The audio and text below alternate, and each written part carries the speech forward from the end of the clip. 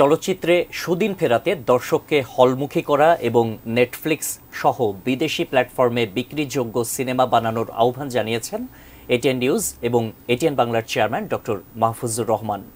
এ সময় তথ্য প্রতিমন্ত্রী মোহাম্মদ এ আরাফাত বলেছেন, এমন সিনেমা বানাতে হবে যাতে নেটফ্লিক্স থাকলেও দর্শক হলে গিয়ে দেশি সিনেমা দেখে।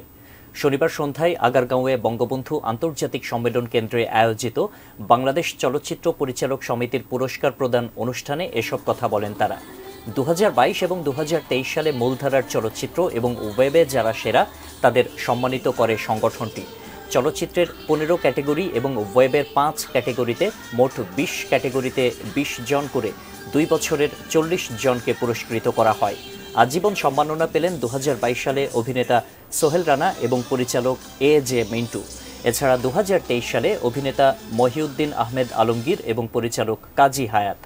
এমন উদ্যোগ শিল্পীদের উৎসাহ যোগাবে বলে মনে করেন এটিএন নিউজ এবং এটিএন বাংলার চেয়ারম্যান ডক্টর মাহফুজুর রহমান। চলচ্চিত্র বাঁচাতে সম্মিলিত সংগ্রামের আহ্বান জানান তিনি। তথ্য প্রতিমন্ত্রী মোহাম্মদ এ আরাফাত বলেন, বিদেশি সিনেমাকে টেক্কা দেওয়ার যোগ্যতা আমাদের সিনেমার আছে, যা বিশ্বে তুলে ধরতে হবে।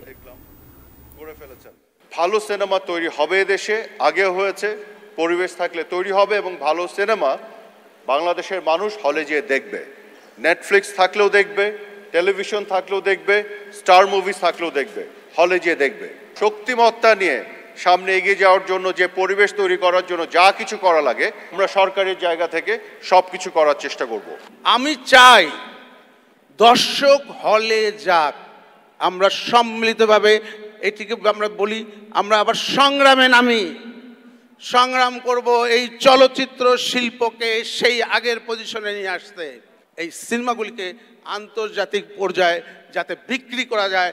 আমরা এই ভারতের মতন যদি এই সিনেমা থেকে হাজার হাজার কোটি কোটি ডলার যদি আনতে পারি, তখনই হবে আমাদের সার্থকতা।